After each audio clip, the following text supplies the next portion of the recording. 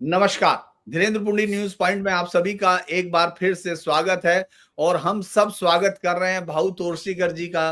वो विंडो में आपको दिख रहे हैं और आज फिर दोस्तों एक ऐसे अद्भुत विषय पे चर्चा है जो आपने सोचा भी नहीं होगा, क्योंकि हम लोग बंगाल को अलग अलग तरीके से डिस्कस कर रहे हैं और मैं बहुत खुश हूं कि आप लोगों को बंगाल की चर्चाएं पसंद आ रही हैं। लेकिन भाऊ हर बार उस चर्चा को या मुझे सिर के बल खड़ा करते हैं हर बार की अभी तुम ये सोच रहे हो, चलो तुमको फिर सीधा करता हूं।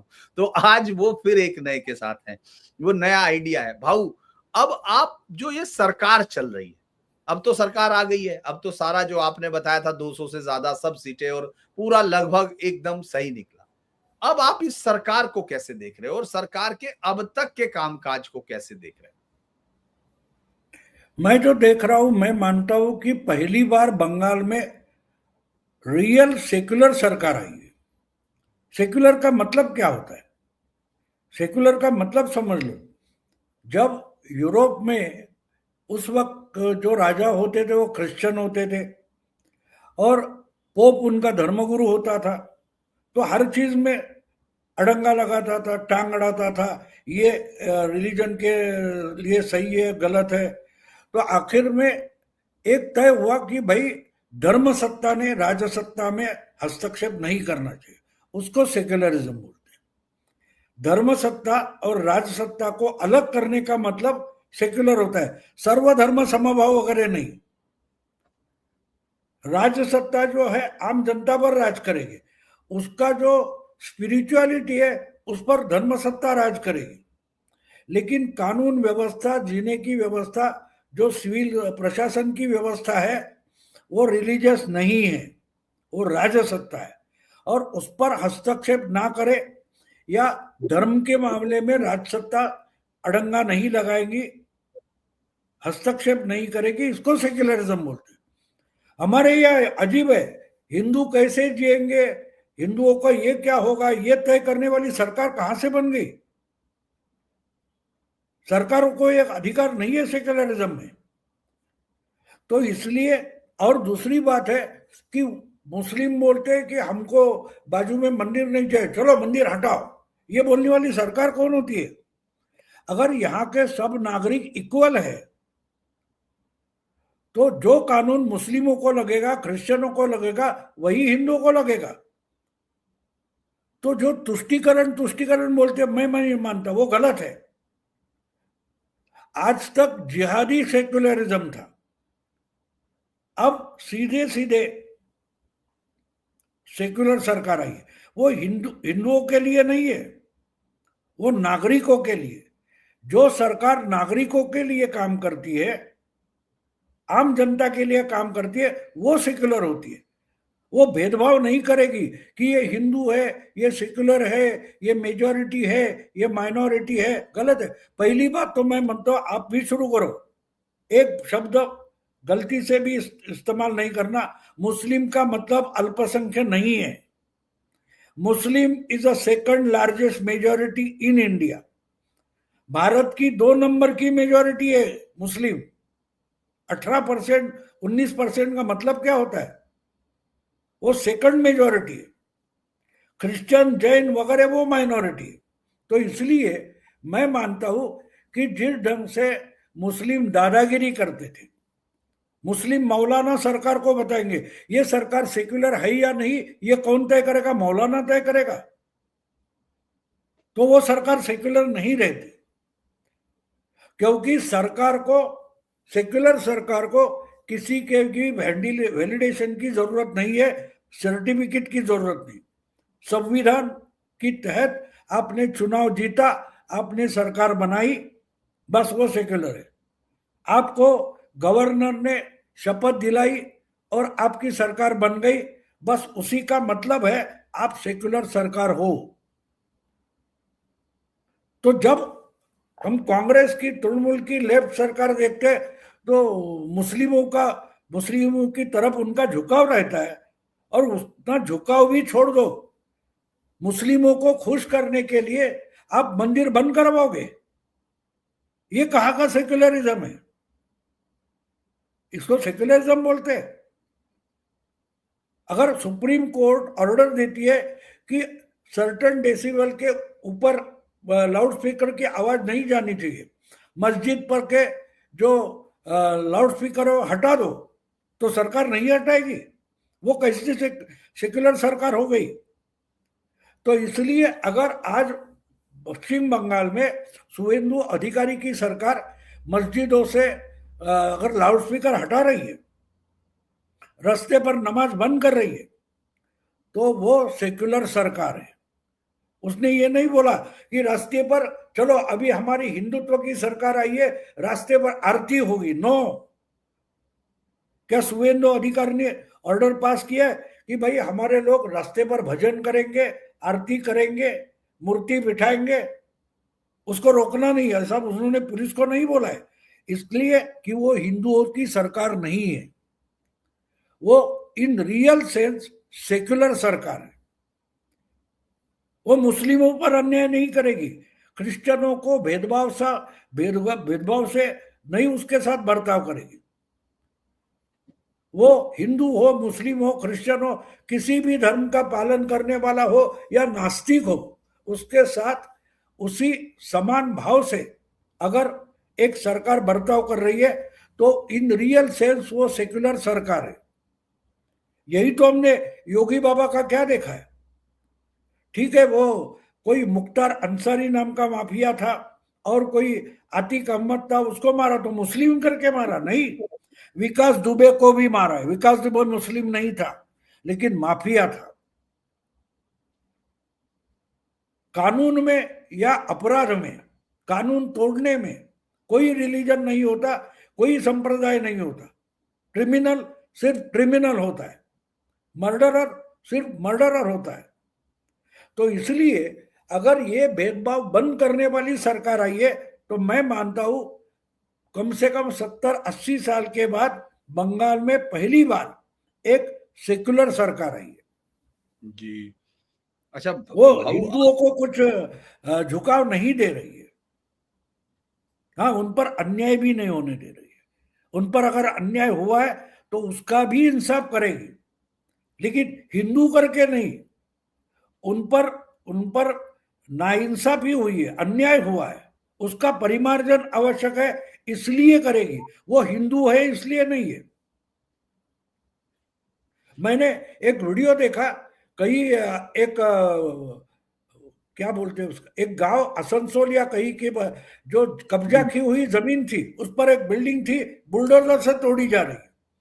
तो जिसने बनाई वो तो भाग गया, कोई शाहजहां या कोई होगा वो। लेकिन मैंने वो पूरा वीडियो 2 बार सुना। तो वो जिसकी जमीन है, जिसकी प्रॉपर्टी है, उसका नाम भी मोहम्मद है ना। हाँ। तो शुवेंदु अधिकारी मोहम्मद नाम के हिंदू के लिए कुछ कर रही है? नहीं, मोहम्मद नाम के मुस्लिम नागरिक के लिए कर रही है। और इसलिए मैं उसको सेक्युलर सरकार मानता हूं। ये ममता की राज में नहीं होता था। हिंदुओं को पीटो, मारो, कुछ भी करो, कोई परवाह नहीं। मुस्लिमों को हाथ नहीं लगाना।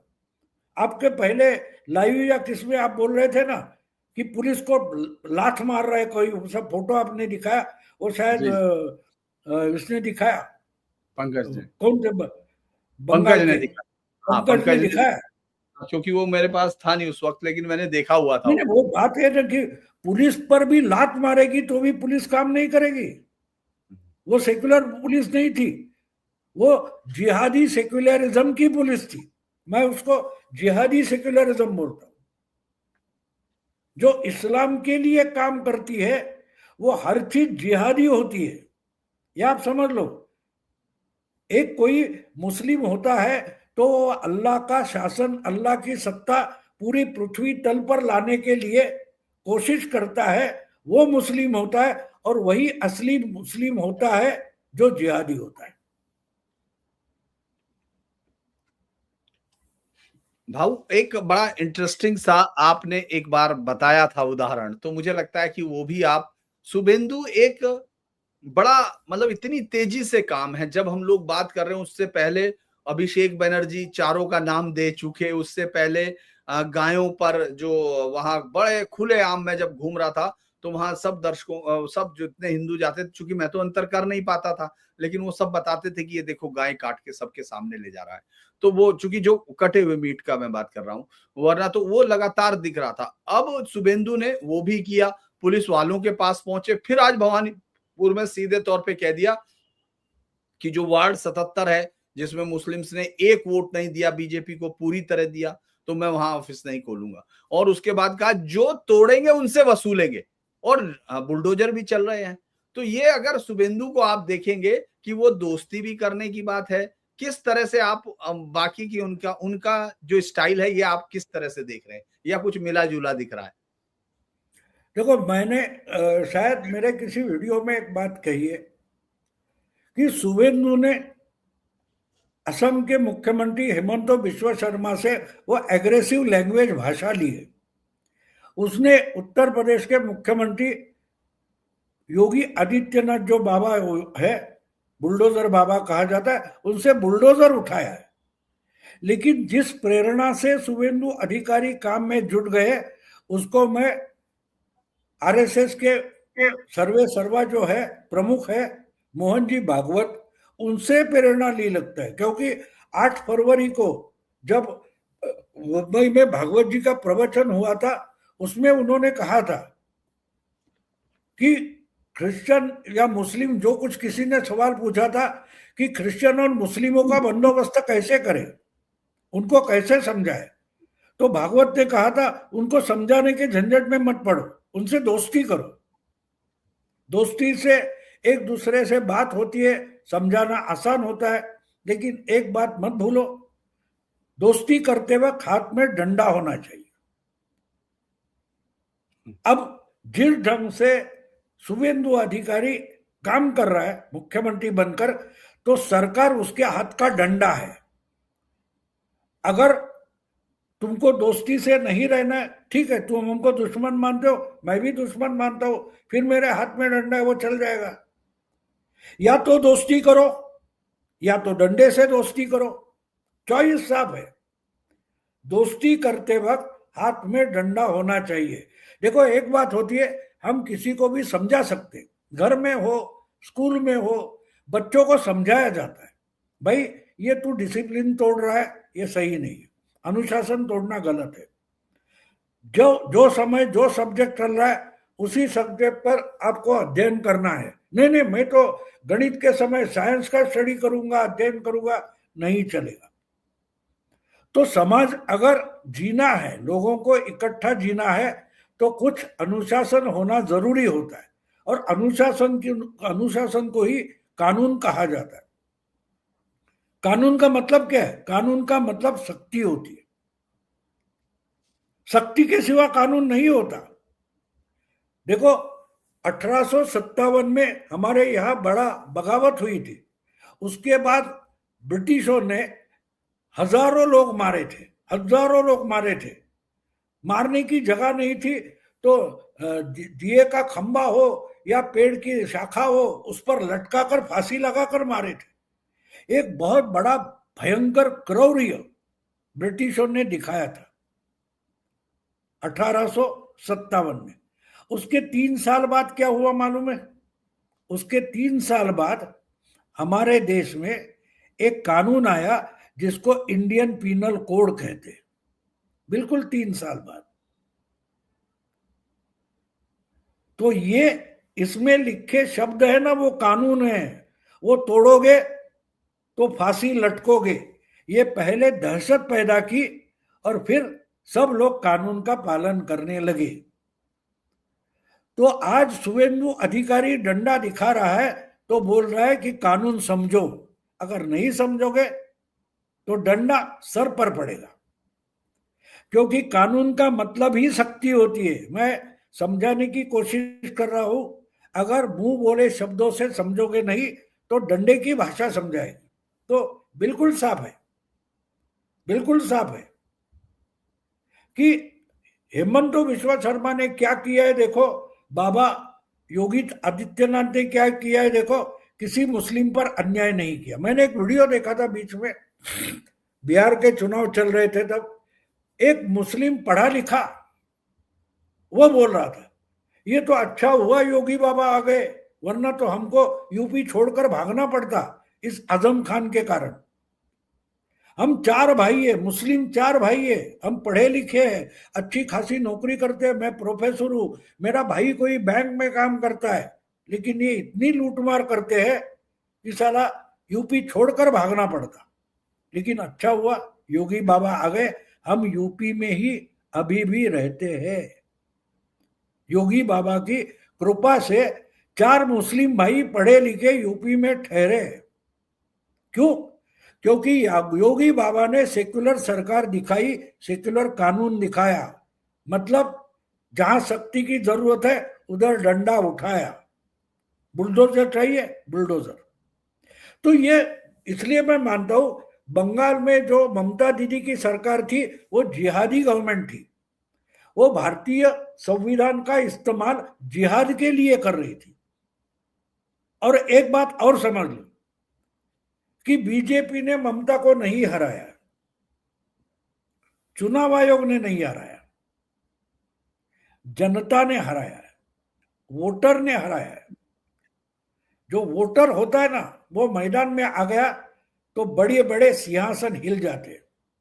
बस उसको बिना डर के, बिना भय के वोटिंग करना जरूरी था।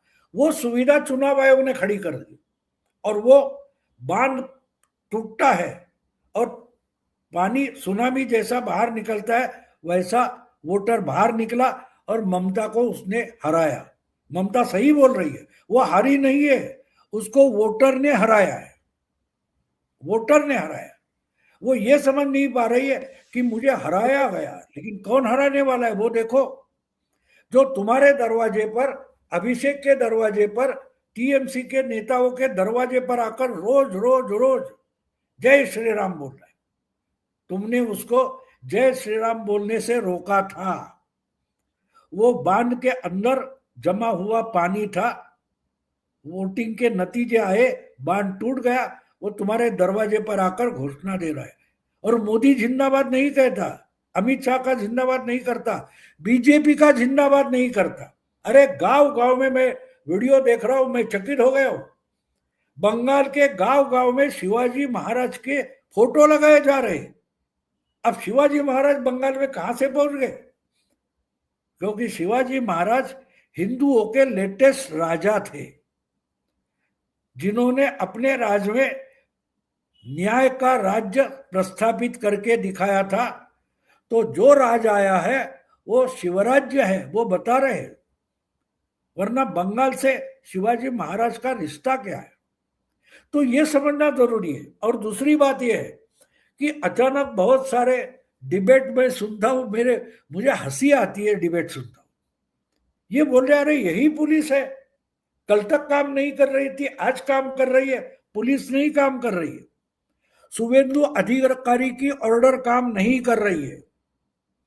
जो पुलिस डंडा उठाकर अपराधी है, गुनहगार है, उनके सर पर डंडा मार रही है ना, वो डंडा जो है वो जनता की ताकत से बना है। क्योंकि पुलिस जानती है अगर हमसे ये रोके नहीं गए तो जनता घर से बाहर निकलकर इनको पीटेगी। तो पुलिस जो अपराधी तत्व है उनको समझा रही है, देखो भाई हम तुमको बचा रहे हैं। जो गुस्से में जनता है, जिसने ममता का सफाया कर दिया, वो तुम्हारा सफाया करने में टाइम नहीं लगाएगी। तो हम बीच में दीवार बन के पुलिस खड़े हैं, हम लाठी मार रहे हैं, वो भी दोस्ती समझो, वरना जनता बाहर निकलेगी। तो आज जनता की ताकत पुलिस के पीछे है, प्रशासन हो, पुलिस प्रशासन हो, उसके पीछे अगर ताकत कोई है तो आम जनता है, मतदाता है, जिन्होंने ममता को हरा कर दिखाया। ये जो पॉलिटिकल पंडित है उनके दिमाग में नहीं आ रहा है कि अचानक वही पुलिस और टीएमसी के नेता है, उनके भी समझ में नहीं आ रहा है। अरे कल इसको मैं लात मारता था, आज वो मुझे डंडा मार रहा है। तो वो डंडा किसका है? क्यों उस पुलिस को मालूम है अगर इसको डंडा नहीं मारूंगा तो घर से निकलकर लोग मुझे पीटेंगे, मेरा यूनिफॉर्म देखकर पुलिस, बंगाली पुलिस अपराधियों का आश्रयदाता करके मुझे मारेंगे। जो जनता, जो मतदाता ममता का सफाया करती है, वो गुंडों को समर्थन देने वाले पुलिस को माफी नहीं देगी। इसलिए उस डर से भी पुलिस काम में लगी है। भाऊ, एक बड़ी चीज ये है कि जैसे अगर आप अक्सर कह रहे थे कि उसका पूरा बिल्कुल उसके पास दम नहीं बचेगा, ममता बनर्जी को हम लोगों ने देखा कि भाई उसका तो यही सारे लोग, अब दिल्ली में बेचने वाले भी गैंग यही कहते हैं वो स्ट्रीट फाइटर हो गई, ये है, हारेगी नहीं। लेकिन फालता चुनाव है, अभी कल चुनाव प्रचार का आखिरी दिन है। दोनों बुआ भतीजे अभी तक घर से निकले तो सिर्फ हाईकोर्ट जाने के निकले। पहले ममता हाईकोर्ट गई और उसके बाद अभिषेक भी इसलिए गया कि उसको पहले वो दे दिया जाए, गिरफ्तारी से एक रोका जाए, मतलब उसके खिलाफ जो केस दर्ज किया गया धमकी देने का, उसके खिलाफ वो अपने घर से अभी निकला, बस, नहीं तो निकला ही नहीं है। जबकि फलता चुनाव एक ऐसा चुनाव है जिसके लिए अभिषेक बनर्जी ने कहा था कि केंद्रीय सरकार यहां आ जाए, यूनियन गवर्नमेंट को मैं चैलेंज करता हूं, और सबको वो चैलेंज कर रहा था। अब चुनाव आ गया है, कल चुनाव प्रचार आखिरी दिन है, वहां शुभेंदु ने प्रचार कर लिया, वहां उनके बीजेपी के समीक भट्टाचार्य ने प्रचार कर लिया, और जितने वहां के मंत्री और वो सब प्रचार कर रहे। जहांगीर आज कोर्ट में जाके सिर्फ पहुंचा था कल ये कहने कि साहब मुझे सर सुरक्षा दे दीजिए, मुझे समझ में नहीं आ रहा, तो कोर्ट ने उसको 25 तक दे भी दी है। लेकिन क्या आपको लगता नहीं कि अगर कोई जमीनी नेता होता या शरद पवार होता या जो भी, मतलब अपोजिशन में जब रहते या वो रहते, तो ऐसे समय पे वो फलता में जाके अपनी बात को साबित करने की कोशिश नहीं करते कि भाई देखो हमको हराया, हम लड़ रहे, ये जीत के दिखाएंगे। वो जा ही नहीं रहे, जागीर के साथ कोई आदमी नहीं आ रहा, उसके वोटर उसके वो भाग गए, जो पोलिंग एजेंट है वही भाग गए, उसके साथ एक आदमी नहीं दिख रहा, जिसके इशारे पे अजय पाल शर्मा की कार को रोकने के लिए सैकड़ों लोग नारेबाजी कर रहे थे, अब एक नहीं दिख रहा। तो ये क्या कारण है कि ममता क्यों नहीं निकल रही है? सबको कह रही तुम जाओ तुम जाओ तुम जाओ, बाहर लड़ो, वो नहीं लड़ रही। किसने कहा कि वो स्ट्रीट फाइटर है? किसने कहा? दिल्ली के पत्रकारों नोएडा की में गैंग। बैठे लोगों ने, जी, नोएडा में बैठे, जो अपने कंप्यूटर पर वीडियो गेम खेलते हैं, वो वीडियो गेम में जो फाइटर होता है उनको लगता है ममता वही है, स्ट्रीट फाइटर है। रास्ते पर अपने फॉलोअर्स को लेकर चलते रहना, 10-12 किलोमीटर चलना, उसका मतलब स्ट्रीट फाइटर नहीं होता। अगर ममता स्ट्रीट फाइटर होती तो आज बाहर पड़ती, निकलती अपने घर से, नहीं निकली है। 4 मई को होने के बाद आप ही बोल रहे कोर्ट जा रही है, बाकी कुछ नहीं। कहां से करेगी? इनके दिमाग में वो स्ट्रीट फाइटर है। वो ममता कब की गायब हो गई है, कब की गायब हो गई है। पुलिस की सिक्योरिटी में घूमने की आदत हो गई थी उसको। अरे तुम चीफ मिनिस्टर हो, तुम आईपैक के ऑफिस में गई, DGP, police commissioner, crime branch का कमिश्नर, सबको लेके जाती है। क्यों नहीं अकेली आईपैक में गई थी? क्यों नहीं गई थी? तो वो स्ट्रीट फाइटर वगैरह नहीं, ये बोलने की बात होती है। हमारे यहां भी बोला जाता है ना, अरे शरद पवार तो चाणक्य है, शरद पवार बारिश में गिर गए और महाराष्ट्र की राजनीति बदल गई। कुछ भी बदला नहीं था। 40 साल पहले शरद पवार सिर्फ 50 आमदार एमएलए चुनकर लाते थे। इस वक्त भी 40 साल बाद फिर 54 ही आए, फिर भी खबरें क्या थी? देखो पवार बारिश में भीग गए और महाराष्ट्र की राजनीति बदल गई। कुछ बदला नहीं था। महायुति को अच्छा खासा बहुमत मिला था, उन्होंने उद्धव को तोड़ा। अगर बारिश में नहीं भीगते तो नहीं तोड़ते। लेकिन ये जो मीडिया में बैठे हैं ना चमचे, वो कुछ भी बोल देते, कुछ भी बोल देते। मैंने कल मजाक में किसी एक हमारे दोस्त का फोन आया तो बोला, अरे मुझे अमेरिका से फोन आया था कि उसको संजय राउत का फोन नंबर चाहिए। मैंने बोला क्यों? नहीं, ट्रम्प को चाहिए। ये ईरान को सीधा करना है तो शायद राउत की सलाह लेना चाहता है ट्रम्प। तो ये बहुत सारे संजय राउत नोएडा में बैठते, एसी में बैठते, बड़ा बड़ा डिबेट करते और क्या बोलते हैं उनको तक पता नहीं। जो लोग 4 मई के दोपहर 12 बजे तक ममता हार ही नहीं सकती, हर चैनल पर बैठकर छाती ठोक कर बोल रहे थे, वो अब ममता की क्या गलती हो गई उस पर बातें कर रहे, है ना, सारे के सारे। उनको अपने ही 15-20 दिन, 3 महीने पहले के, 2 महीने पहले के वीडियो दिखाओ। अरे ममता का बाल बाका नहीं कर सकते, क्या क्या बोल रहे थे। वो आपका दीपक शर्मा है, वो शायद अब कांग्रेस का जनरल सेक्रेटरी हो जाएगा, और हमारा अशोक वानखेड़े वो कांग्रेस का अध्यक्ष बन जाएगा, क्योंकि खुद प्रियंका वाड्रा और राहुल गांधी तंग आ चुके चुनाव लड़के। वो बोलेंगे अच्छा एक काम कर ले भाई, तुम दोनों पार्टी संभाल लो, क्योंकि इनको दुनिया भर का ये क्या बातें करते हैं, ये तय हुआ, ये हुआ, ये हुआ, ये हुआ, एक्टिंग करते रहते हैं। यानी अमित शाह के दिमाग में जो बात कभी आ भी नहीं सकती, वो अमित शाह का BCD Z प्लान इनके दिमाग में होता है, और जब नतीजे आते तो देखते फंस। हमारी नानी थी, वो एक बढ़िया कहावत हमारी मालवणी के बोली में बोलती थी, हत्ती पादेरे फुस, मतलब हत्ती का पाद निकलता है तो भी फुस ही होता है ना, हाथी बहुत बड़ा है इसलिए बम जैसा आवाज तो नहीं निकलता। तो ये सारे नोएडा में बैठे हुए पॉलिटिकल पंडित है ना, वो बड़े बड़े हाथी है, रोज शाम को बात निकल जाती है और बोलते बम फटने वाला है, भूकंप होने वाला है, और हाथी की बात निकल जाती है। तो ऐसे लोगों से क्या बात करना, उन पर मुझे हंसी आती है, उससे ज्यादा कुछ नहीं होता। इनको पता नहीं अब तक कि जो बंगाल में कर लिया उसके बाद आपने कहीं भी बंगाल के बारे में अमित शाह से एक शब्द नहीं सुना होगा। 9 तारीख के बाद अमित शाह हो तो सुनील बंसल हो या नरेंद्र मोदी हो, दिल्ली के जो बीजेपी के नेता है, उनके मुंह से आपने बंगाल के बारे में कुछ सुना तक नहीं होगा, और ये अभी उस झंझट से अभी निकल नहीं पा रहे, और वो अगला जाल बिछाने पंजाब और यूपी तक पहुंच गए, उनका प्लानिंग शुरू हो गया। अभी 8 महीने बाकी है यूपी के लिए, पंजाब के लिए।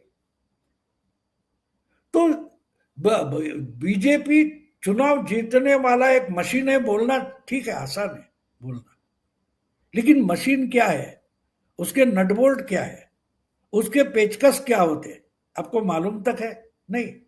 शब्द उठाओ और बोल दो, क्या बोला आपको भी पता नहीं।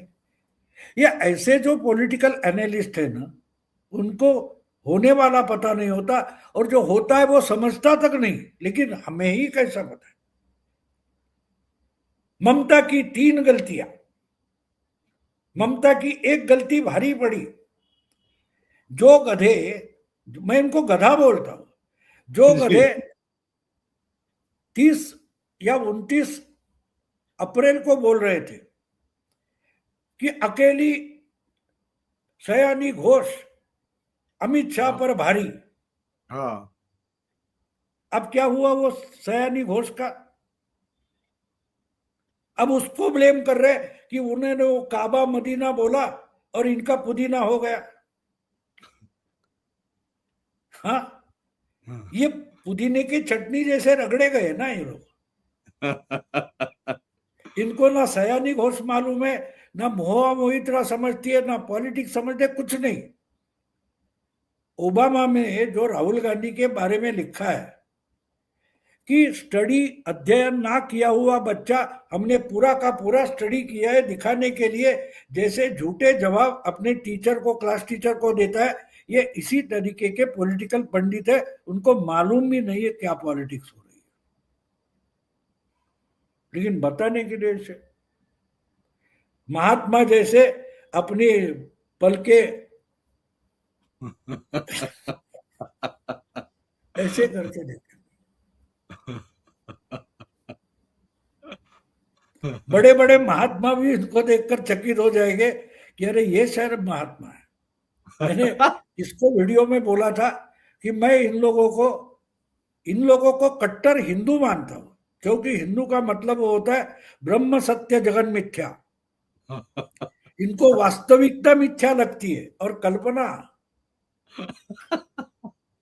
ये असली कट्टर हिंदू तो वो है, हम तो दोगले हिंदू है। हम मिथ्या पर विश्वास करते हैं, वास्तविकता पर विश्वास करते हैं।